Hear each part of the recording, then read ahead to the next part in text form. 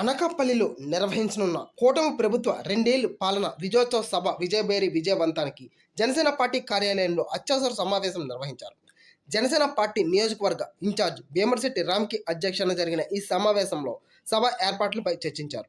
June 17న NTR మైదానంలో జరగనున్న జిల్లా స్థాయి బహిరంగ సభకు కూటమి ముఖ్య నేతలు హాజరు కానున్నారు. నాయకులు, కార్యకర్తలు పెద్ద సంఖ్యలో పాల్గొని సభను విజయవంతం చేయాలని రామ్కి పిలుపునిచ్చారు. అనకాపల్లిలో 17వ తేదీ బుధవారం ఉదయం 9 గంటలకు 2 సంవత్సరాల విజయోత్సవ సభ సీఎం చంద్రబాబు నాయుడు గారు, అలాగే డిప్యూటీ సీఎం పవన్ కళ్యాణ్ గారు ఈ 2 సంవత్సరాలు ఎంతో ప్రగతి కార్యక్రమాలు చేస్తున్న విషయం మీ అందరికీ తెలుసు. ఆ రోజు మత్స్యకారుల సేవలో అనే కార్యక్రమం ఎన్టీఆర్ గ్రౌండ్స్లో నిర్వహించబడుతుంది.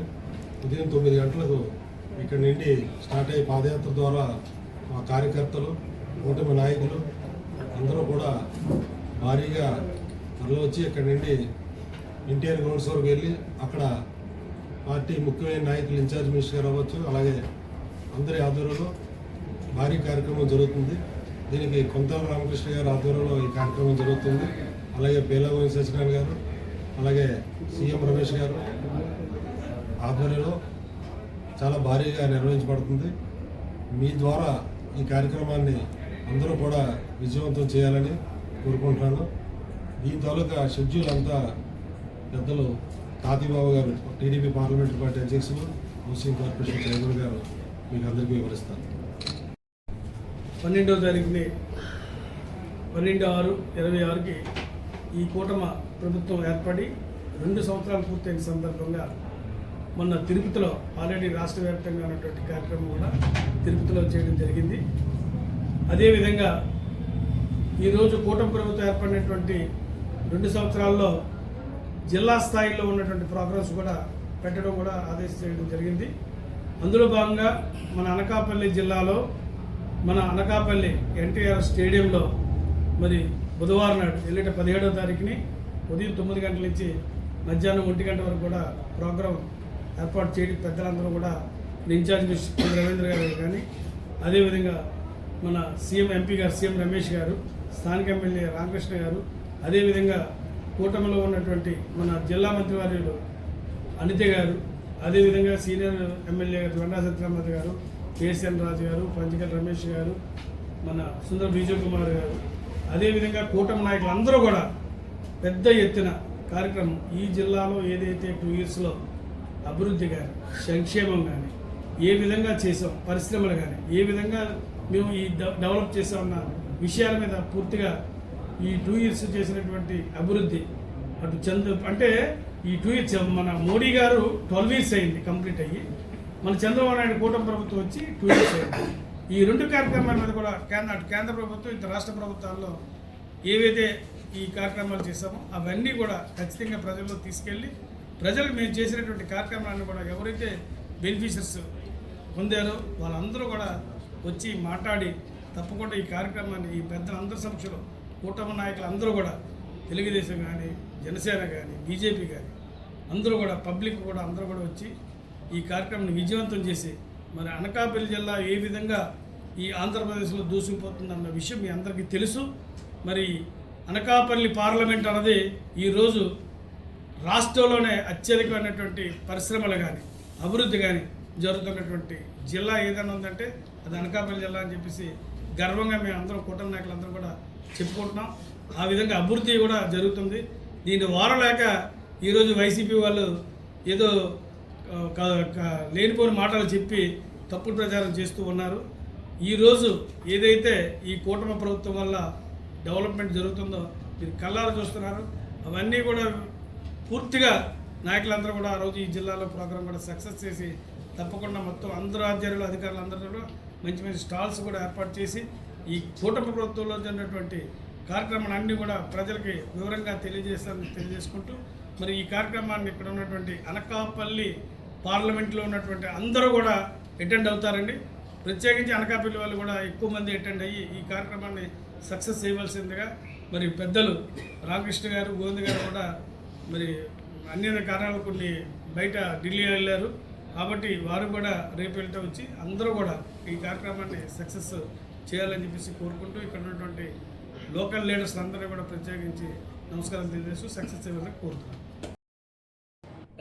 వర్ణించుకోవచ్చు. కారణం ఏంటంటే ఒక విజన్ ఉన్న నాయకుడు నారా చంద్రబాబు నాయుడు గారు 29 రాష్ట్రాల్లోనే నెంబర్ 1 సీఎంగా ఉన్న ముఖ్యమంత్రి వర్యులు నారా చంద్రబాబు నాయుడు గారు, మరి వారు పవన్ కళ్యాణ్ గారు, పెద్దలు మోడీ గారి ఆశీస్సులతో వీరిద్దరూ కూడా మన కూటమిని, మన ఆంధ్ర రాష్ట్రాన్ని, ఎక్కడో పడి ఉన్న ఆంధ్ర రాష్ట్రాన్ని మళ్ళీ పైకి తీసుకొచ్చి ఎన్నో వాళ్ళకి 2 కళ్ళు, ఒకటి అభివృద్ధి, ఇంకొకటి సంక్షేమం.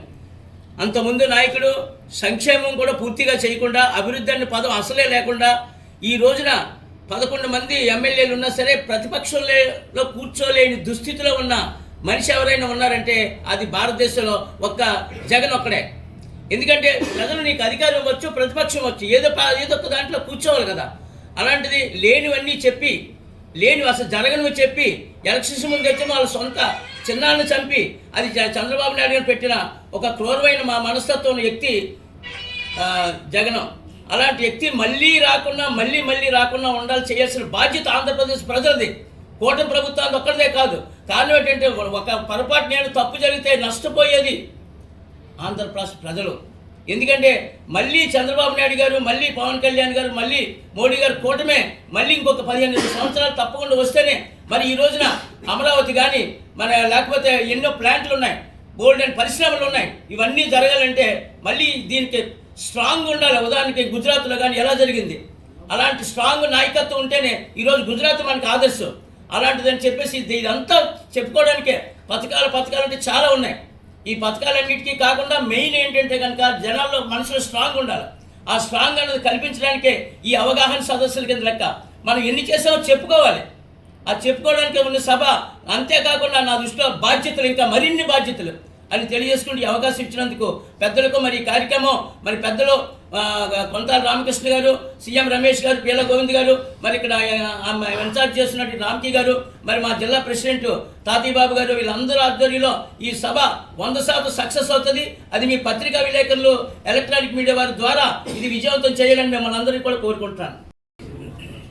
కూటమి ప్రభుత్వం ఏర్పడి మన జూన్ 12 తారీఖుకి 2 సంవత్సరాలు పూర్తి చేసుకున్న సందర్భంగా మరి ఆంధ్రప్రదేశ్లో ఏదైతే ఎన్నికల ముందు రాష్ట్ర ప్రజలందరూ కూడా కూటమి ప్రభుత్వానికి అత్యధిక మెజార్టీ ఇచ్చి గెలిపించిన సందర్భంలో మరి రాష్ట్రంలో అనేక సంక్షేమ పథకాలు నిర్వహిస్తూ మరి విడిపోయిన రాష్ట్రంలో మరి నూతనంగా మళ్ళీ అమరావతిని గత ప్రభుత్వంలో ఏదైతే విధ్వంసం జరిగిందో మళ్ళీ జీరో నుంచి అమరావతిని మళ్ళీ ప్రారంభించుకుంటూ అన్ని జిల్లాల్లో కూడా పరిశ్రమలు తీసుకొచ్చే విధంగా గౌరవ ముఖ్యమంత్రి నారా చంద్రబాబు నాయుడు గారు, ఉప ముఖ్యమంత్రి పవన్ కళ్యాణ్ గారు, నారా లోకేష్ గారు అనేక దేశాలు తిరుగుతూ ప్రపంచ దేశాలందరినీ కూడా ఆంధ్రప్రదేశ్కి వచ్చే విధంగా పెట్టుబడులు పెట్టే విధంగా ఆకర్షిస్తూ ఎన్నో పరిశ్రమలు తీసుకొస్తున్న సందర్భంలో మరి జగన్మోహన్ రెడ్డి చూసి ఓర్వలేక గతంలో మరి వాళ్ళ ప్రభుత్వానికి ప్రజలు చీకొట్టి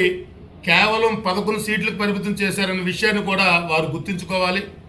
ఎందుకంటే నీకు ఒక్కసారి అవకాశం వచ్చింది ముఖ్యమంత్రిగా, మరి ముఖ్యమంత్రిగా అవకాశం వచ్చిన వ్యక్తిని నిన్ను కేవలం 11 సీట్లకు పక్కన పెట్టారంటే రాష్ట్ర ప్రజలు నీ తాలూకా గతంలో చేసిన పరిపాలన ఏ విధంగా ఉందో ప్రజలందరూ కూడా గుర్తించారు.